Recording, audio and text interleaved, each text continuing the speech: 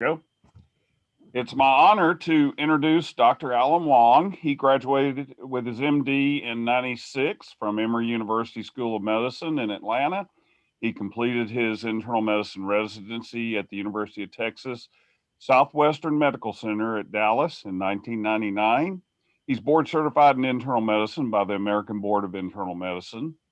After completing his residency, Dr. Wang returned to Atlanta to help start the Emory Hospital Medicine program and served as site medical director at various locations from 1999 to 2008.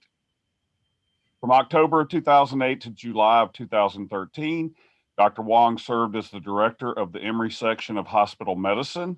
And under his leadership, the Division of Hospital Medicine grew to be the largest academic hospital medicine program in the country and the largest hospitalist system in the state of Georgia.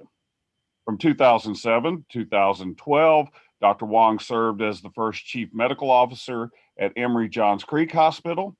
And during his career, Dr. Wang has been recognized by a number of awards, including the 2004 Outstanding Teaching Award from Emory Family Medicine Residency Program, the 2006 Emory Hospital Medicine Community Service Award, the 2008 Emory Hospital Medicine Mark V. Williams Award for Overall Excellence in Hospital Medicine, and the 2015 Gwinnett Healthcare Excellence Award for Physician of the Year.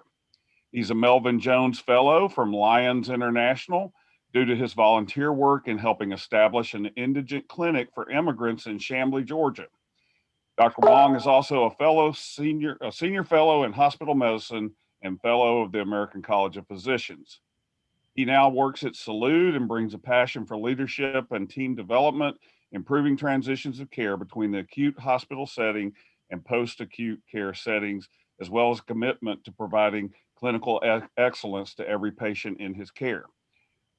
It is my honor to introduce Dr. Wang, and he's going to talk to us about everything COVID vaccine. Thank you, Scott, for that very in-depth. I found out some things about me I had forgotten as well there. So th- thank you. And Scott and I have worked together in different roles over the years as well. And it's real honor and privilege here to talk about the COVID-19 vaccine with such a distinguished large group here in our senior community. So um, the first thing that I'll tell you as we start to talk about this is I had planned when I had talked to John to use a presentation I'd given in December, but 90% of it was outdated. So I gave this to him about a day and a half ago, I think it was, and already it's outdated. So the one thing I promise you is that this will be outdated here in the coming weeks. It's really just a snapshot of kind of where things are. As you know, things are unfolding very quickly. I think much to the for the better here for this country. It's estimated right now that we've got somewhere around 80 to 100 million people that have already had COVID. Now, if you look at the actual stats, it's about a third of that, but we believe there's a huge amount of underreporting or people that don't know that they actually got infected. And when you couple that with now about 40 some million people have gotten at least one dose of the vaccine, you add that together, it's almost 150 million people. Likely will be that by early next week. Given that situation, we have over 300 million people here. We have almost half the people in this country with some type of immunity already. That's a very good sign. And I want to be optimistic, but I want to be realistic as well. So we are starting, I think, to turn the curve. You can see that over the last couple of weeks, we're starting to see a decline here from all the winter holidays and activities, and family gatherings. We saw a real spike here. Now, deaths typically lag cases by 3 to 4 weeks. We are still seeing 3,000 plus deaths a day in this country, and it's still plateauing, it looks like, at this point. But the number of cases is starting to drop. In fact, in Georgia, we're down to levels where we were in August. Now, that's not saying much because August, we were about to shut everything down again. But that just tells you how bad we were here in Georgia. but we're coming down to August levels. We still got a long way to go. So keep your guard up, and everybody should get the vaccine because this is how we're going to end the pandemic. Do I have control of these slides? Okay, perfect. So for the agenda today, we are going to kind of do a what, who, how, why, when, where, and then leave some time for questions, at the end. So under the what, right now we have two vaccines officially that have been approved, the Pfizer and Moderna. And we were chatting a little bit, beforehand here. Many of you have already gotten the vaccine, it sounds like, and either have had the Pfizer or the Moderna. Both were approved back in the December timeframe. Both are similar in that they require two shots. And because of this, that has all kinds of logistical issues, on top of the fact that both have to have a cold chain process. One of them at minus 94 degrees Fahrenheit for the Pfizer, which is the one I received, and the Moderna minus 4 degrees Fahrenheit. That's very, very cold, even colder than it gets, up in Minnesota for anybody that's from there. So very, very cold, dry ice like, especially for the Pfizer. So that also sets up logistical issues. However, they're both from a new type of technology called mRNA. And I would equate this technology, and this hasn't been talked about enough. The group of scientists that really push this through, there's some interesting, history here. One of the people that really was instrumental was a woman that was from Eastern Europe that had immigrated here. And she had started this technology looking at it, a couple decades ago, and was looking at it and basically told that this is not going to amount to anything. She applied for a job at the University of Pennsylvania to be a faculty member. She got on and she started doing some research. She tried to get promoted in her position there, and they refused to promote her. They said, "This is just a dead end. You're not doing a great job."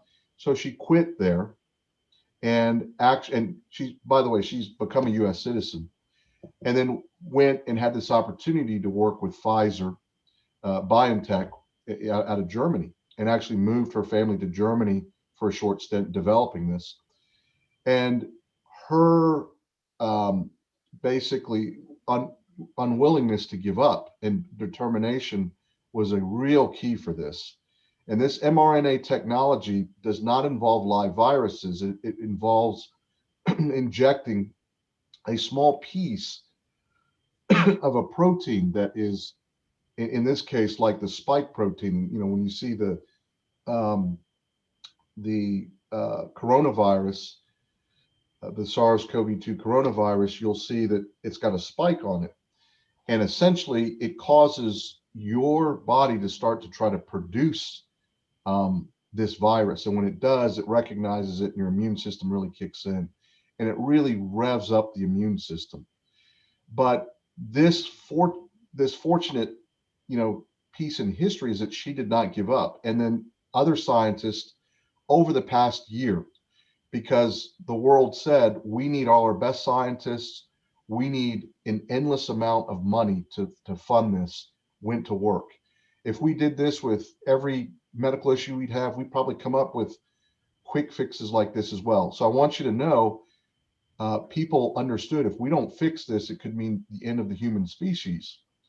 And so essentially, they worked very, very hard to get to this. And it's a real triumph for mankind, and we should celebrate this. And I think you'll see this team of scientists get the Nobel Prize, which they absolutely deserve. I would equate this with this right here. In 2007, when Apple came out with this and it dropped out of the sky, um, it revolutionized what a phone is. And this also now will revolutionize not only immunizations, but how we go after cancer and other modalities and other, illnesses. So it's a real win for us here. Again, no live virus. And essentially, with both of these, after they inject it, your body starts to fight off what it's trying, this protein from the viruses. So it recognizes it and it remembers it. So, very importantly, you cannot get COVID from these vaccines. It's absolutely impossible. So, any news you hear about people getting COVID through the fake news that seems to dwell out there now, it does not happen. This vaccine is free. The government has come out and said we are covering all of this. So, you absolutely should not be getting any bills related to this. Um, and here's something very important. When they did this study back starting in July, they found the numbers to be 94% for Moderna, 95% for Pfizer, effective at preventing COVID. That is unheard of in the vaccine world. I'm going to show you some slides in a second of what that means. So you have a 95% chance of not getting it. This is a slide just comparing both the Pfizer versus the Moderna, very similar.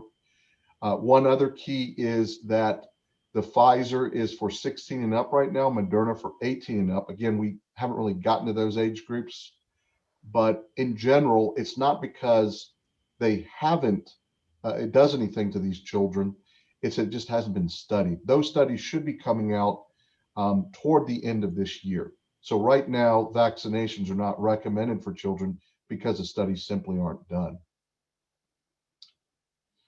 So again, looking at comparing both, one again for the Pfizer, you have 21 days apart. For the Moderna, 28 days apart. The storage requirements are intense here. And that's why for the Pfizer, at the very beginning, Pfizer was approved several days, a week before Moderna, in middle of December from FDA for, and when I say approved, it's for emergency use authorization. It has not been approved by the FDA, but simply for emergency use authorization. And that's why when we started this, it was a little bit of a problem with healthcare workers. Only large health systems, hospitals that could have a freezer that could store at minus 94 degrees, which those refrigerators are very different. Those freezers are very different than what we see, even commercial grade, to generate those type of temperatures. It was a real problem. Unfortunately, a two-shot vaccine stored at 94 degrees Fahrenheit was the first one to emerge and really set up a lot of logistical issues. The Moderna still is not a typical freezer at minus 4 degrees Fahrenheit. So we had to really logistics rise scramble here. And that's why it's been a little bit of an issue. Moderna much better than Pfizer. And that's why you will see rarely Pfizer will be given outside of these large box or health system type settings. All right. Oh, and if we can go back to that slide, just on the side effects, I know we talked about it. It's very minimal. It's typically what you would see as well. You could have a fever, you could have a headache, muscle pain, soreness at the injection site, and your arm will be quite a bit sore, similar to the shingles vaccine for those that have gotten it. Chills, joint pain, um, and some malaise. It could linger, but within a day or two, it's all gone. And again, it is not that you're getting COVID, it's that your immune system is revved up and fighting, and you've got this situation going. The side effect panel shows that after the second shot, I mentioned this earlier before we were talking, that you could have a worse reaction after the second shot, and Moderna worse than potentially Pfizer. But again, just for a day or two, and these should go away. Important to realize, and I mentioned this to everyone, this is a big takeaway. You should not take any medications related to anti fever medications such as Tylenol, Motrin, ibuprofen, Advil, Aleve before you get the vaccine shots. It's been shown that doing such may actually lead to less effectiveness. We don't know that for sure, but it looks like that may be what some of the early data show. So do not take any of those. If you do have pain that is absolutely necessary after you get the vaccine, that's a different story, and you can certainly self-medicate at that point. but even then, only use it if you absolutely have to. Does that make sense? All right, that's an important point. Let's go to the next slide. This slide basically shows kind of some of the select COVID vaccines that are out there right now. I will tell you that the US has purchased 300 million doses, single doses of Pfizer. They have purchased 200 million of the Moderna with the option to have, 100 million doses of Moderna, and probably will purchase another 100 million. So that'll be 500 million one doses. And then we've got Johnson and Johnson coming out, and we'll talk about that, which they've purchased, will likely purchase 100 million. If you do the math, that gives us 600 million shots roughly. The Johnson and Johnson is a one shot. So if you leave that out, we basically, would have enough here for about 350 million people in this country to get dosed. What does that mean? That's virtually our whole population. So the US, between these three vaccines, if they purchase what they've said they're going to do, those three, Pfizer, Moderna, Johnson and Johnson, will likely be the three here in the US. There are many vaccines that are ongoing in different trials, clinical trials, but these are the phase 3 clinical trials that that are important that I just want to show you. Interestingly, they were done in different parts. The Moderna was strictly in the US, and in fact, here in Atlanta, Emory helped in that participation, and some of you may know people that participated in there. But the Moderna trial started July 27th. The Pfizer started July 27th as well.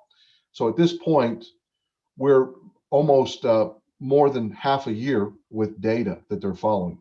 Realize that in Moderna, they had 30,000 participants, and in Pfizer, 44,000. So 74,000 people have already been studied. All right.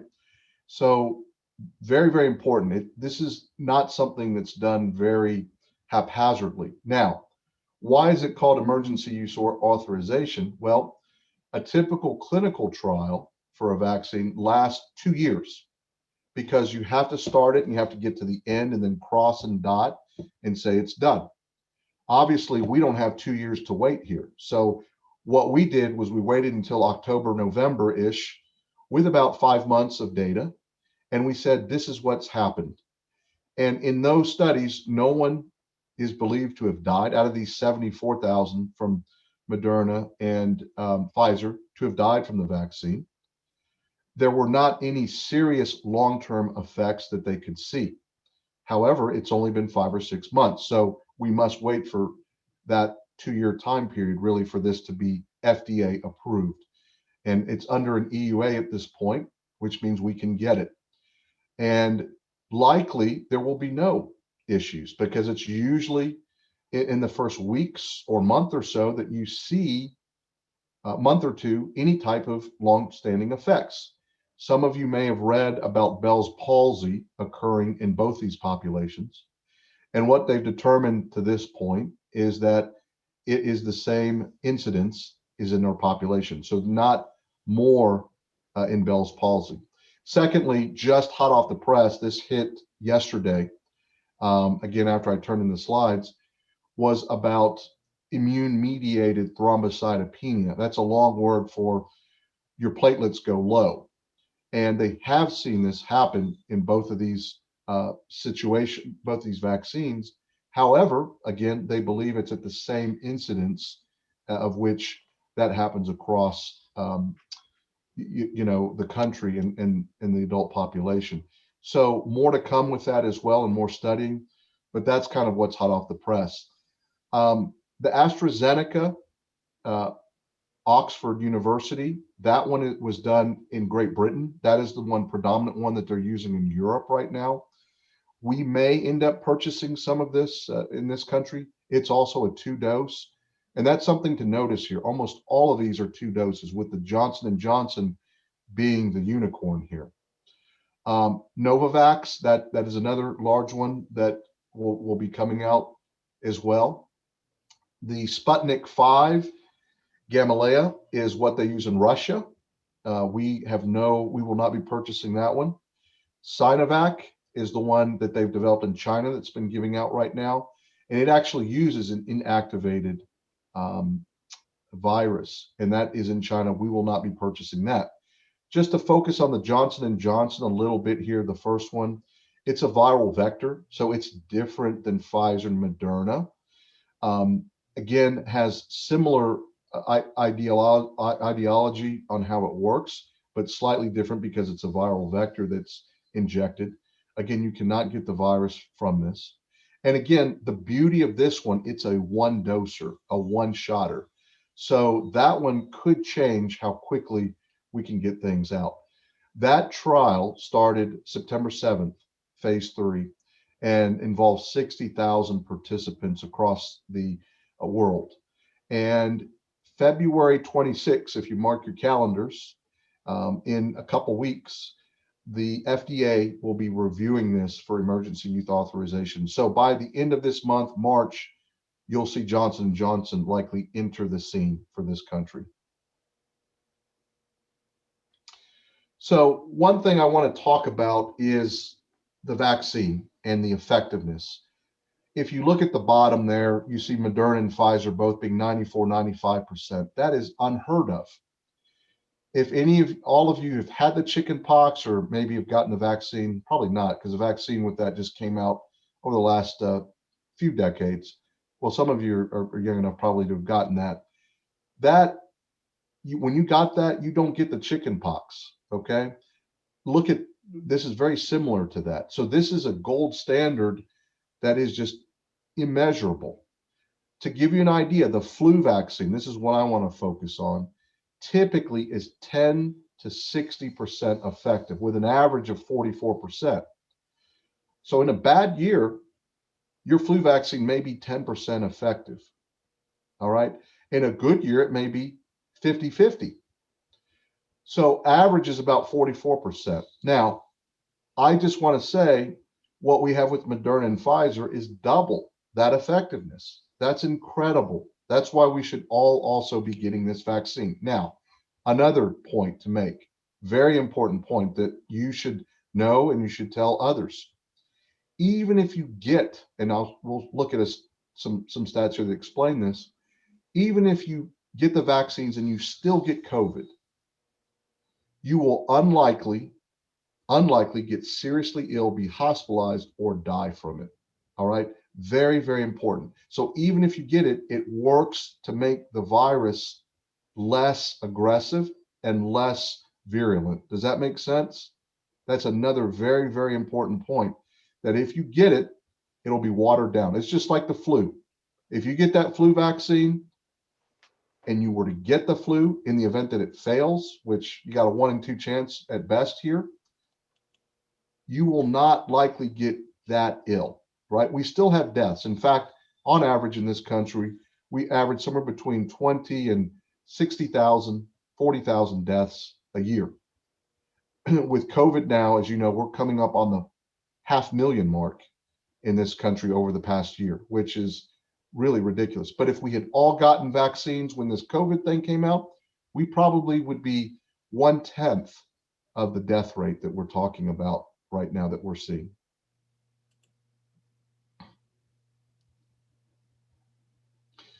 All right, this slide again just shows the effectiveness. It's a slide from the UK, but you can avoid the how many doses were ordered and how many cost, but the effectiveness.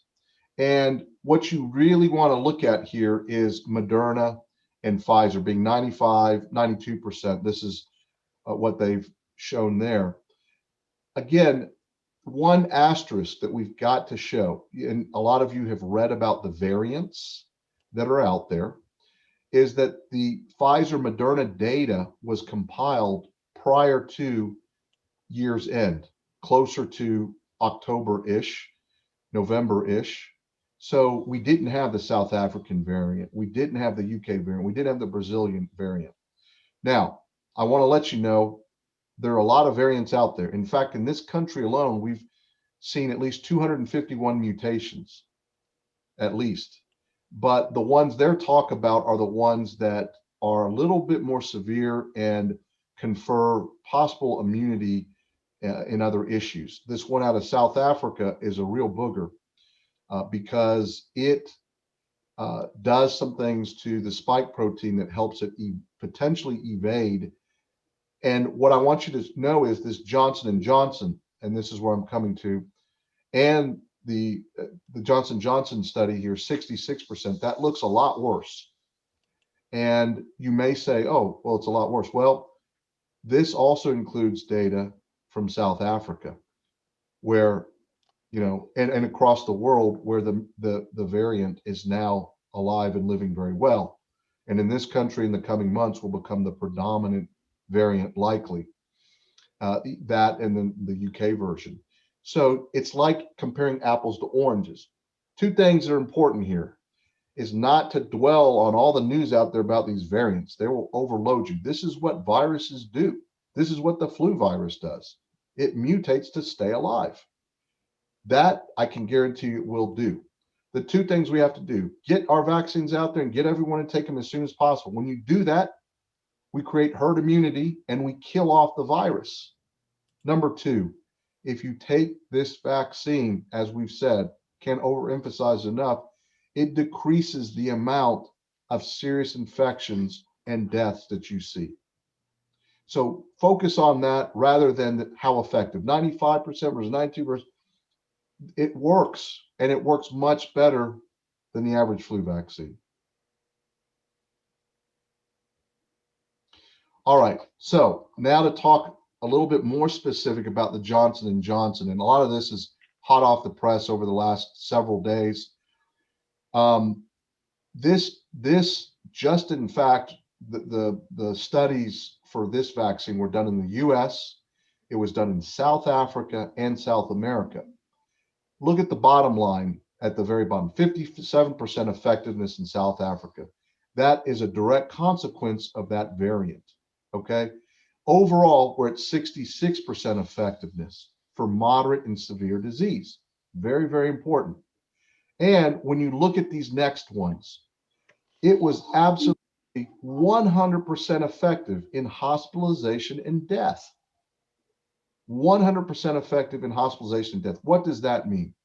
That means, although some of the people may have gotten COVID because of vaccine failure, because of these variants, no one in this study died of COVID. No one was hospitalized with COVID. And in fact, 85% of those people did not get severely ill. This slide is very important. So as you hear people scared of the variant and scared of this vaccine, I would say don't focus on that. It's a one-shot deal. If we can get this one out there to the mass public, the study shows that in this study, no one dies from COVID and no one gets hospitalized. You, in essence, make COVID like a common cold. Does that make sense? That's how the common cold is. And if we can get COVID to that situation where it's a yearly, annual, or less frequent event, that's what we want to do. So the WHO, well, first in line are healthcare workers like myself and many of you, and nursing home and assisted living residents. And Salud, we're licensed as a nursing home, but really are just for short-term care. And at Salud as an example, and I've saw several, I think, assisted living facilities being represented here, that there was a partnership with CVS or Walgreens, and they would come out and do what they call 3 different clinics and do 3 different immunizations, depending on if you had Pfizer, Moderna, 21 or 28 days apart. Salud, as an example, is finished. Most nursing homes, assisted livings are completed at this point. They were in Group 1A. I don't think there's any discussion about that. Initially, 65 plus were in the 1C group, but they've all kind of been pushed together now. And state by state, it's different. State by state, and I'll show you a slide later on that shows that the rules are different. In some states, 65 plus did not make the cut. And and some places teachers may have made the cut, or, so it depends. Governor Kemp has said no, teachers will not be moved up, which I think is a mistake, but that's what has been said. Again, we've said 16-year-olds or older for Pfizer, 18-year-olds or older for Moderna. No studies yet on children or pregnant patients, so we cannot say how it works. However, for children, they're not recommending to give the doses. For pregnant patient, the answer is it depends. It should be fine to take it as a pregnant patient, especially if, let's say, you work in a nursing home or you work in a hospital and you're pregnant. Well, odds are you're going to potentially be exposed to COVID quite frequently, and you should get the vaccine. If you're a stay at home mom or you work from home for whatever reason and you're pregnant and you're not exposed, maybe you should wait. So it's one of those you should talk to your physician about. So this slide is published by basically the county health departments in Gwinnett, Rockdale, Newton. And here is a slide that basically shows how it breaks down into what category. So you can kind of look on here to see where you are. The CDC came out with its recommendations, and right now we're in this stage 1A.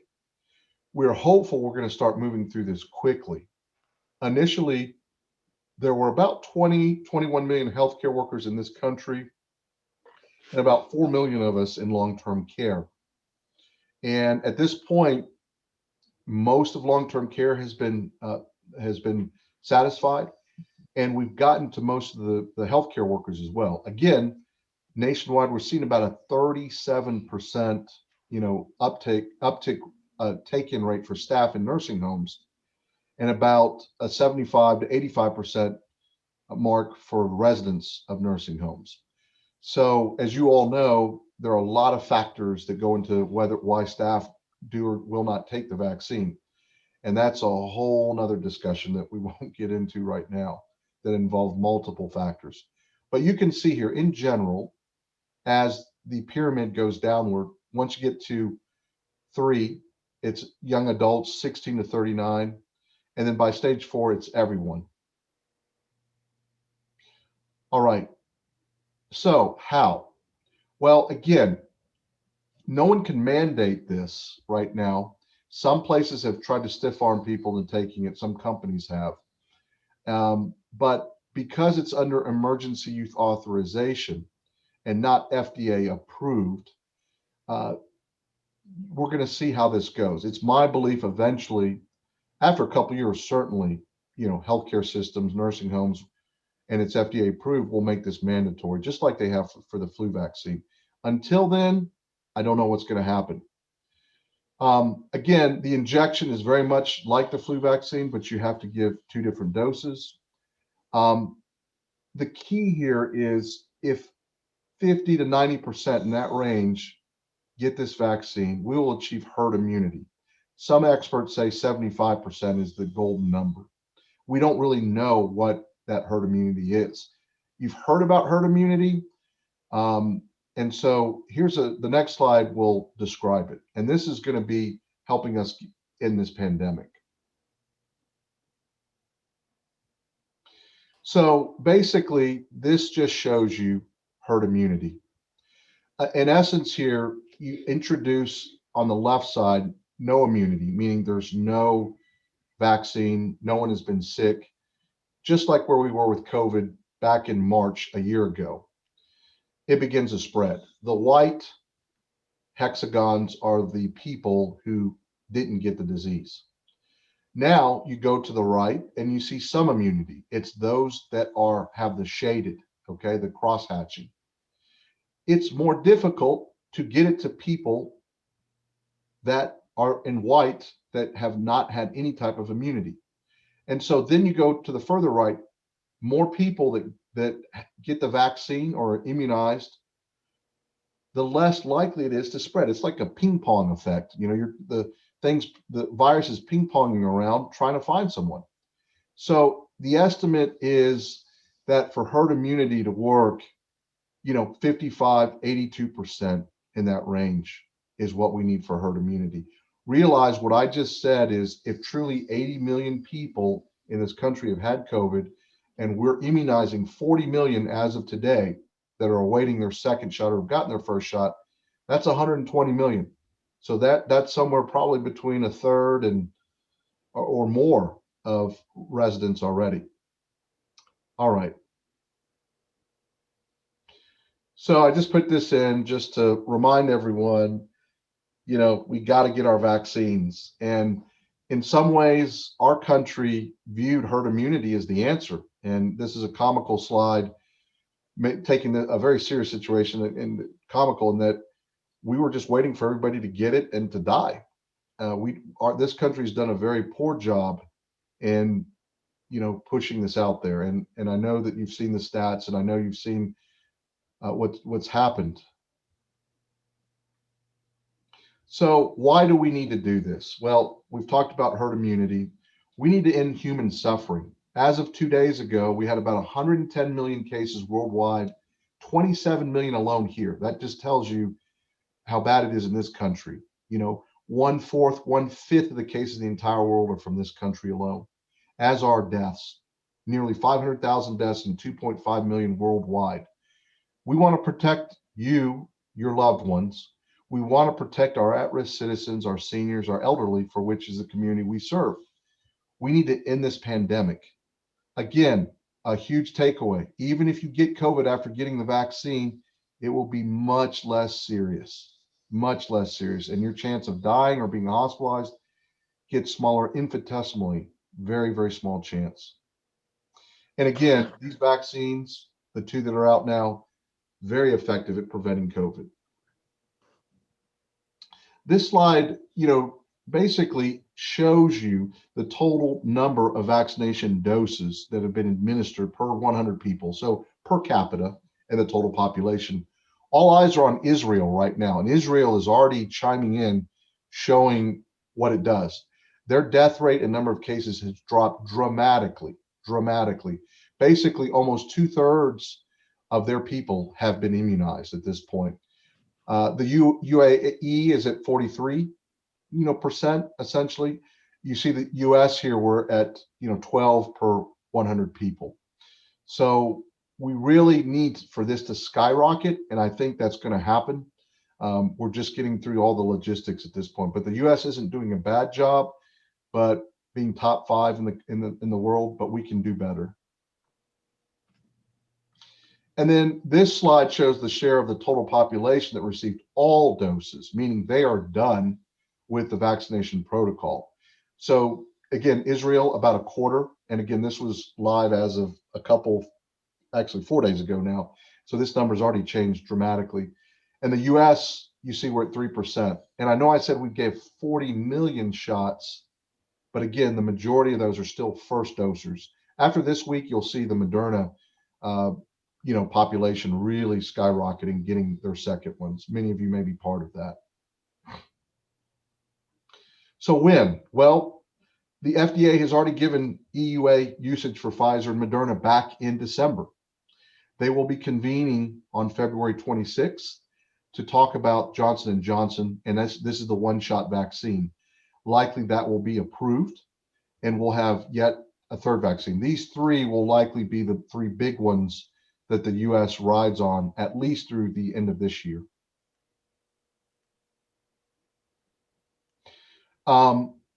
Again, this just shows you when you are in line to get it. And then this slide, I just cut and pasted several timelines of when things are going to go through. These are from different counties, cities, states in the US. This has been horribly, this whole pandemic, who would have thought a pandemic would be this country's Achilles heel? An economic war, a military war, we reign supreme, but our Achilles heel truly is public health. From PPE being passed out, from testing, and now vaccinations. Every state, and in fact, every county potentially has its right on what they're going to do. They can alter what the CDC recommends and what the state potentially recommends. So It's very, very confusing. I can't even tell you. So, given all of that, I would just say this: the timeline would be that our goal is to really have this completed, over the next year. And we're hopeful that by summertime, everyone can get their vaccine. So where can you get it? This is a whole nother can that as soon as I tell you, it's outdated. Again, the history of this, because of Pfizer and the cold chain necessary, it started with county, state health departments, and large medical centers and hospitals. All right. That was the deal early on. That's how I got my shot. And then CVS Walgreens signed a deal with the government to bring these into nursing homes and assisted livings, which at this point, this phase, a lot of this is completed. Early on, believe it or not, a lot of small mom and pop pharmacies were the first ones to be able to get this and not the larger pharmacies. And in fact, West Virginia a month ago was the leader in the US with the amount of doses being able to give because it's a rural state and most of the mom and pop pharmacies were the ones distributing. Also, some medical practices, other healthcare entities, some of you of your own companies as home health, et cetera, may have gotten their own supplies as well.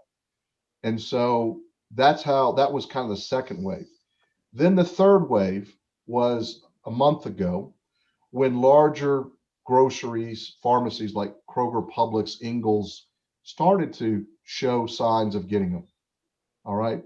And now that's really expanded more. In fact, hot off the presses, tomorrow, CVS and Walgreens, you'll be able to get it in their pharmacies. For CVS in 11 states and Walgreens in 17 states. That is going to continue to expand. Again, also to Kroger, Publix, and a lot of the other pharmacies, the government now has a program in place to really push this out there.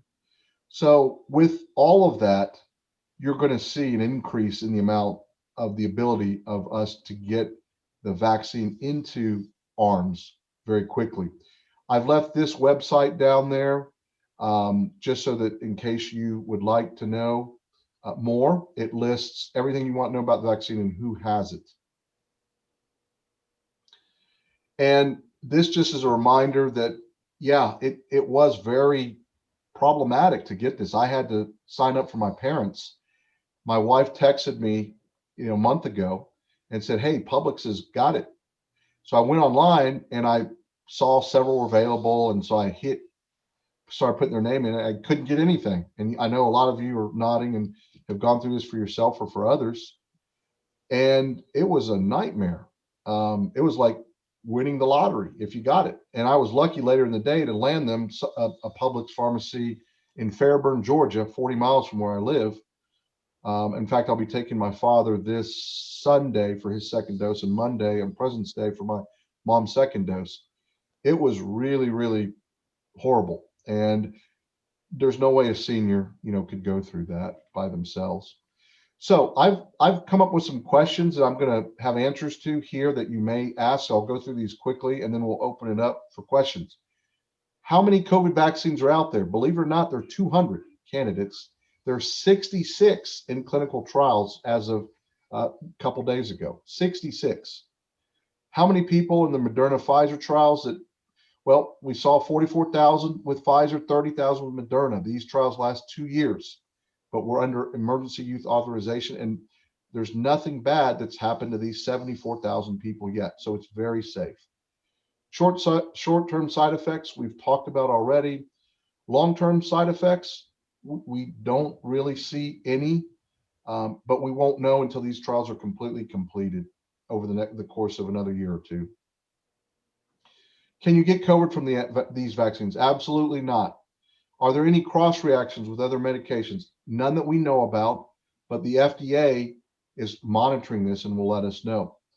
Are there issues with other vaccines? We talked about this earlier. No, but you should not take the flu vaccine within 2 weeks and then other vaccines within 4 weeks so that we can distinguish immunity from this vaccine for our studies. Can children and pregnant patients take the vaccine? Eventually. Right now, there's no data for these groups. But again, for a pregnant patient, you can still take it. can you mix the two different vaccines on the follow-up injection, meaning Pfizer and then a Moderna, or a Moderna and then a Pfizer? Technically, no, but they're studying this, and they are saying somewhat you may have to do this if you can't get the vaccine in time, one of the vaccines in time, but they're not pushing for this, and there's certainly, this has not been studied yet. What is the level of immunity after one shot? This is hot off the press as of this morning. I just read a study. For Pfizer, after the first shot, 65%. After your second shot, it goes up to 95%. More studies are forthcoming, but after your first shot, you likely have at least 50% effectiveness, which is better than the average flu shot, which is really good, by the way. We talked about one shot, this Johnson & Johnson, and we'll know more after February 26th. Should you receive the vaccine if you've had COVID? Absolutely. The timing of when you should get it is a little more detailed and beyond the scope here, but reinfection is absolutely possible. And in fact, the studies show that after 5 months of having COVID, your antibodies may go away. So you may not be protected.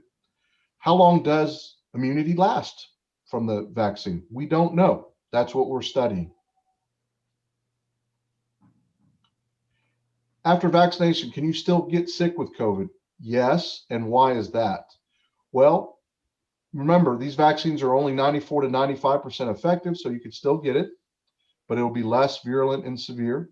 Also, during the time it takes to develop immunity, which is usually 2 weeks after each shot, so 28 to 35 days for the total combination of Moderna or Pfizer, you could have been infected with COVID, because people with COVID don't show signs on the first day. It could take up to 14 days to incubate.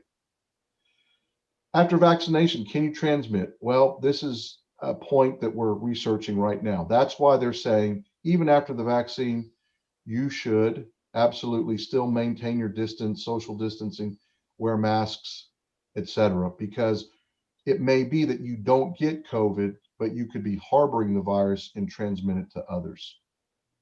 More to come on that. Another question about prophylaxis. What are the best prophylactic things to do to get until you get the vaccine?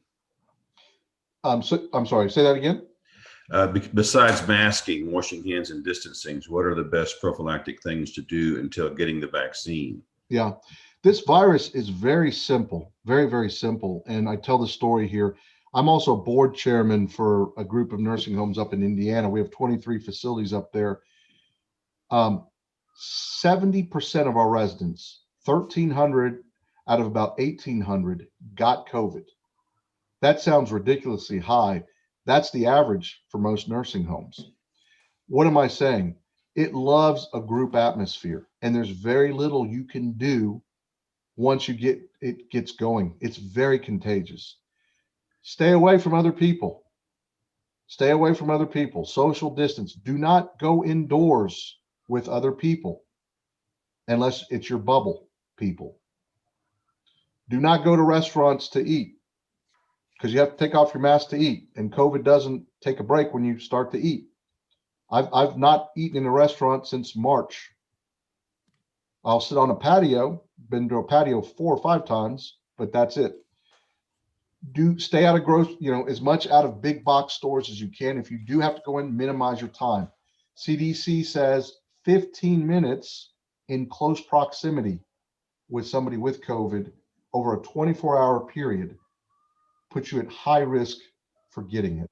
So if you run a grocery store, grab your groceries and run out with your mask on, with your face, and wearing a face shield. I wear a face shield, by the way, outside. My daughter doesn't like it because she thinks I look weird. But a face shield combined with a mask goes a long way. They're talking about double masking now. We're having trouble to get people to wear one mask. So if people would just mask, that would be huge. And it's very unlikely to transmit the virus through food or even through your hands. All right. It's the aerosol from the virus. In fact, if I were to cough right now, the virus stays airborne for hours. So potentially someone that comes in later and inhales it could develop and contract COVID. So Wow. stay outdoors is the best policy, and stay socially distanced, wear your mask. It's all true. This is science we're talking about. This is not fake news. This is real stuff. One of the things I've heard people say is they're waiting for the Johnson & Johnson vaccine. Is there any inherent advantage of a one vaccine cure versus two shots? I mean, Right. Well, there's no advantage except that it's one shot, and so compliance will be much easier. It's, you get it and your immunity develops within 2 weeks after that shot. Again, some of the effectiveness, if you saw my slides, it's at 66% versus the 94, but that means it was done now in South Africa where the variants are out, and also in the rest of the world. So I think the Johnson Johnson will be a huge advantage because it's easy to give. You can keep it in a refrigerator, not a freezer, not a cold chain freezer. You can store it for 3 months. So it's going to be the one that you may see a lot of. Now, people don't like that 66% versus the 9, but again, it's about getting it out, making it available, and then decreasing the amount of serious illness and death that we see. you said you still have not gone to a restaurant, even though you've had the vaccine. I got just an abundance of precaution. I mean, really. So several things. One, again, the studies are not out yet that show I will be 95% protected if I go in a restaurant, but I may harbor the virus and still be able then to pass it to someone else. I don't know if that makes sense. That's being looked at right now. It's likely going to be unlikely the case, but I feel I have a social, moral obligation to not put myself in that situation and bring it to my kids here or my parents that live across the street, my coworkers. So until the CDC says you're free to go, then I won't do that. And I still mask, I still do everything. And besides, it's 95% effective. I don't want to see what that 5% situation is. In fact, after all of this, we may view the flu very differently. You guys can probably count how often you've been sick this last year, right? Not very often, and much less than normal, because guess what? You wear a mask, you socially, so it may change how we react. Masks may become part of what we do for some people. There's a number of questions in chat. I don't know if you're looking at those or not.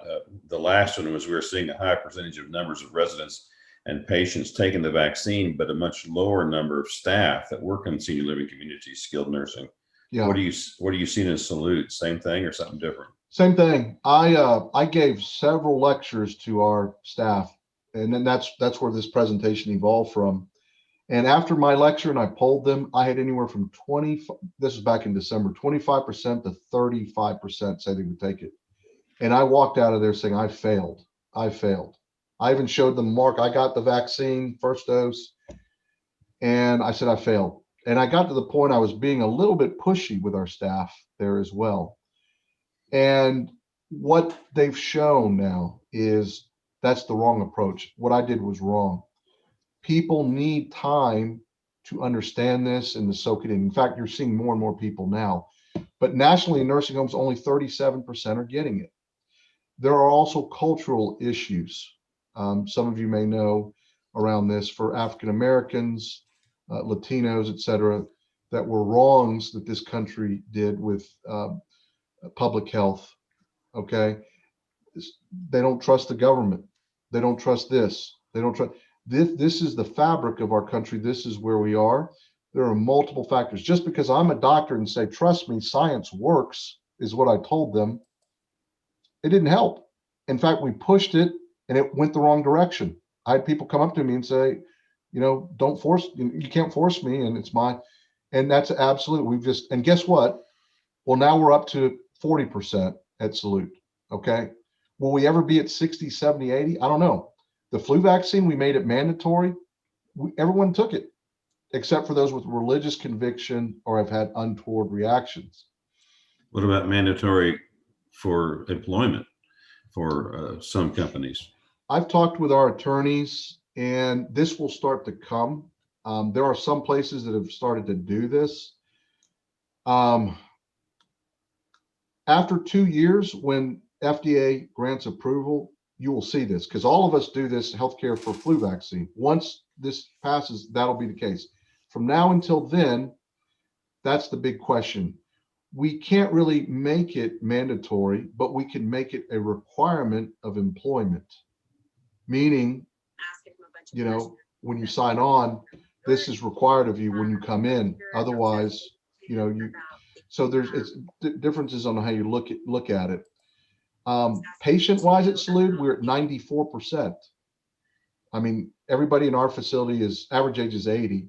So you would expect high number. We're better than most facilities. Most facilities are around 75, 85% for their residents.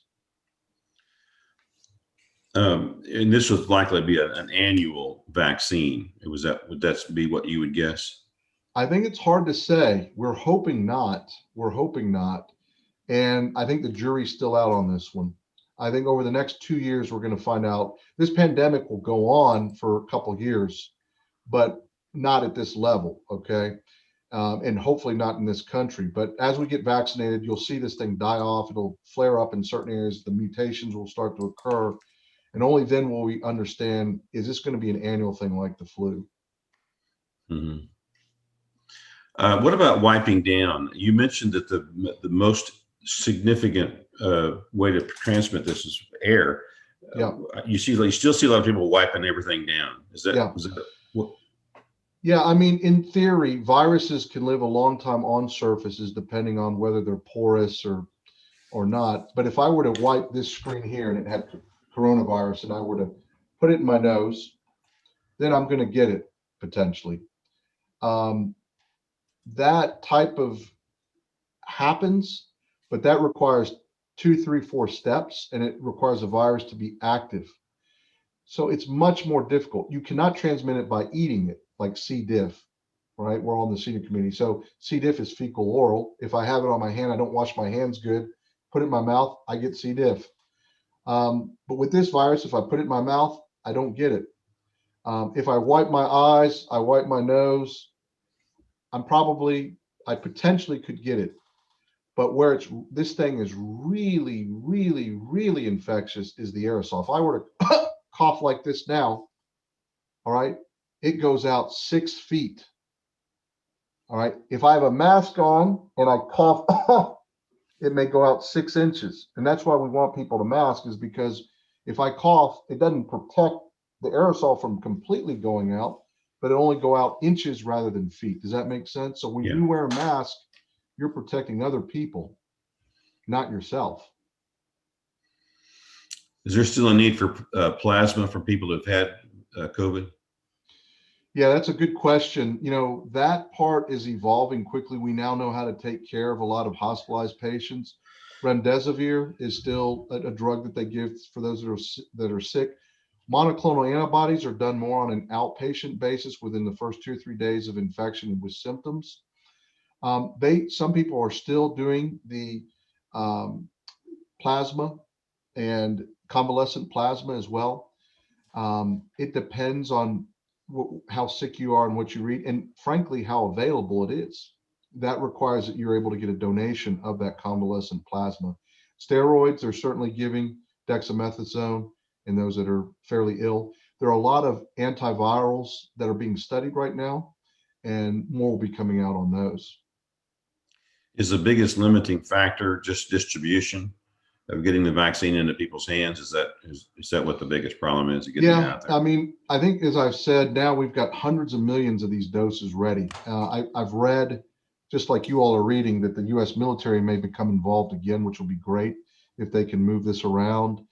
Each state is different. That's the issue with this thing that we've learned. Each state makes its own policy and its own decisions, and it's a mess. Public health cannot be state guided. It should be a national. And this country, frankly, is not equipped for public health, unlike other countries in the world. But because of that, we have to make do with the system we've got, and it is very difficult. So if someone has had the virus, I'm switching gears on you, and they are willing to donate plasma, where do they go? How do they connect with that? I don't know. That's a good question. Likely the blood donation facilities would be running it. Um, Maybe somebody on the call knows more that has done it before, but that would be my guess. If anyone knows, you put that in chat until we get to the point where we can open it up. I think we've pretty much gotten all the questions that have been asked. Wait, here's one. Have you heard about Israelis discovering of a nasal spray that is 99.9% effective against COVID-19? Works by killing the virus in the upper airways, preventing it from getting to lungs. Yeah, I have not heard about that. I've looked at, a lot of people have pushed because this virus lives in your nasopharynx, in your nose and pharynx area. I would still be hesitant to look at that unless we can do a study here amongst ourselves, but it's got to be a very well done study, a very large study and controlling for different items. So I would be hesitant unless that is really a well-known study. Mm-hmm. Christina Kendrick said that the Red Cross was doing the plasma collection here in Georgia. Marie says, I've noticed that wearing a mask stops an urge to sneeze. I think it's a psychosomatic thing. I don't know. Maybe less irritants as well, because you can breathe in a lot of irritants, and maybe that is true. That could be, yeah. See, Benita. Hi, Benita. Benita said we recently held a blood drive with Life South, and they were collecting plasma. We will do another one and share the date. That's good. Okay, anything else? That was very, very helpful, Dr. Wang. I really appreciate your wisdom and taking the time to share with us. You've got to have plenty on your plate. I mean, gosh, how do you do this? I really appreciate it. I've heard you speak before. In fact, I heard you speak about sleep, which I still remember a lot of the things you shared about that, which were new to me. So I guess we could sleep now instead of getting the virus. That'd be a good way to segue. Absolutely. And I'm happy to help anytime you need a speaker. That's the professor in me from Emory for 15 years won't go away. So I feel it's an obligation for me to inform the public, inform our partners here. It's very important to me. So any way I can help with this, let me know. My name, my cell phone and email were up there briefly. Hopefully you guys had a chance to scribble it down. If I can help, please let me know with anything. Thank you so much. If you want, I can share that with our group. It's up to you. Follow-up email. Okay. That's fine. So 3 a.m. is a good time to call you on your cell. 3 a.m. He'll answer. I can vouch. He'll answer. Yeah, they called me last night from Salute. So I'm on call 24 hours a day. I've always given out my cell to all the patients, families, and again, I know people will call me if they need me, and I'm happy to help. I know a lot about medicine. That's what I've been trained for, but not a lot about anything else. So I may be calling you at 3 a.m. if I need help. So if we need to change the spark plugs in our car, we don't call you? Absolutely not. I have a Tesla anyway, so I don't have spark plugs. It's just one spark plug is all it is, right? I just plug it in every day, and that's easiest for me. So, but I'm very bad with my wife is the fixer in the family. So anything breaks, I know how to say honey pretty quickly. So I need help. Well, you can unmute us, Brian, if you want. Don't know how much chatting we can do without completely inundating each other, but we can wrap up the official meeting at this point. Our next meeting is same day of the month, March the 11th. Dr. Wang, thank you again so much for your time and your expertise, and thank you, Scott, for setting that up.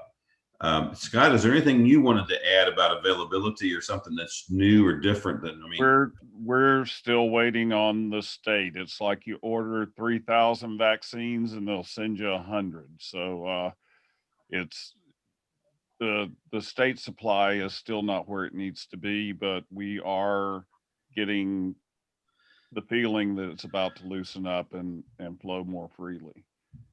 We've got a lot of folks in public housing that want us to come and vaccinate. Mm-hmm.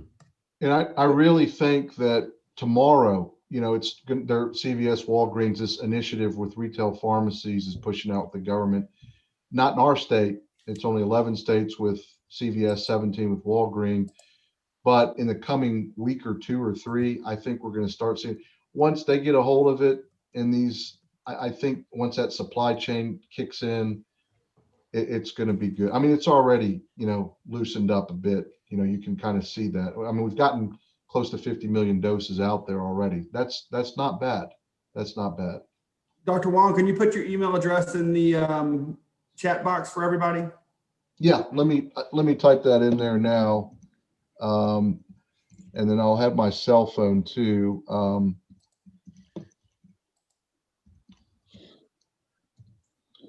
That's my email, I think. Yeah, and here's my cell phone. Great. That's very generous. Dr. Thank you. Wong, Yes. Dr. Wong, thank you so much. This is Lynn Jones. Thank you so much for this presentation.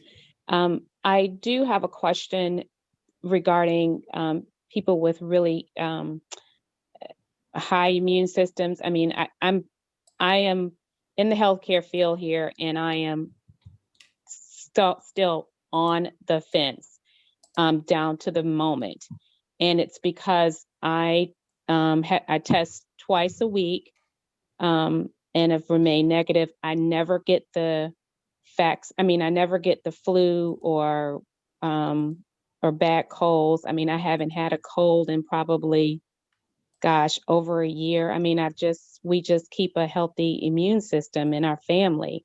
And what do you say to something like that? Because I also have asthma and allergies as well. So allergic reactions, reactive airways. Yeah. So I'm concerned about that piece. Yeah, I've gotten that question a lot. So to be very clear, the only contraindication to not getting these vaccines is if you have an allergy to the components of what's in a vaccine. So when you get a vaccine, you know how it's a liquid. So in that liquid, it's a lot of stuff that is not reactive to most people, okay? And it's in all vaccines, in flu vaccines, pneumonia vaccines. I'm sure you've gotten chickenpox, mumps, MMR, tetanus. It's in all that stuff.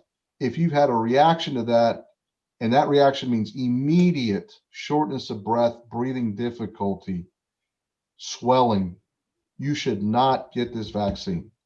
That happens very, very rarely. But because you just have allergies, I have allergies too. Asthma, in fact, asthma, you should get the vaccine because you've got a lung problem. It doesn't mean you shouldn't, because you're more at risk. I would just say at this point, you do have a good immune system, but you don't want to test yourself with COVID, as we've Okay. seen. And I would I've just had two absolutely do it. anaphylaxis experiences, and so I carry an EpiPen, and so Oh. that's Oh, you have had Well- anaphylactic with vaccines. no, not with vaccines, to something else. And What one was thing it? we don't know what it was. Well, Okay. one we knew it was clear, an insect, but the other one, it was after ingesting something I was eating, it kind of like a icy kind of thing or something. So I'm not sure if that's the polysorbate stuff or I don't know. Have If you you gotten take- vaccines in the past? Many, many years ago. So I have opted out of the flu vaccine. For years. I have not ever done the flu vaccine and never have had the flu. Yeah. So I don't know if that's a topic you have to talk to your physician about specifically. Well, by the letter of what you're saying, you've had these anaphylactic reactions to food or something you've ingested, not to vaccines. In theory, you should be fine. But I know you've had those reactions, and I'm not going to be able to convince you, but that's something you would have to just balance and make that determination. So if you have to take any more time, Lynn, you have to pay a copay for this, Dr. Bill. Thank you. Thank you so much, you guys. Any other thoughts or comments? Thank you again, everybody, for being here. And thank you, Dr. Wang. It was awesome, as I expected it to be. It's very helpful. I'm glad I got my vaccine. And we had no side effects at all. I mean, a little bit of soreness, that's it. And it happened to be the Pfizer, but I didn't know until I showed up what they were going to do. It didn't matter. I just wanted to get it done. So. Very good. Well, thank you. Everyone get your vaccine. Be well, be safe. We could end this thing together. That sounds great. Thank you, guys. We'll see you next month, if not before. And we have recorded this. We will put this up on the web. So for people that didn't miss it or wanted to see it again.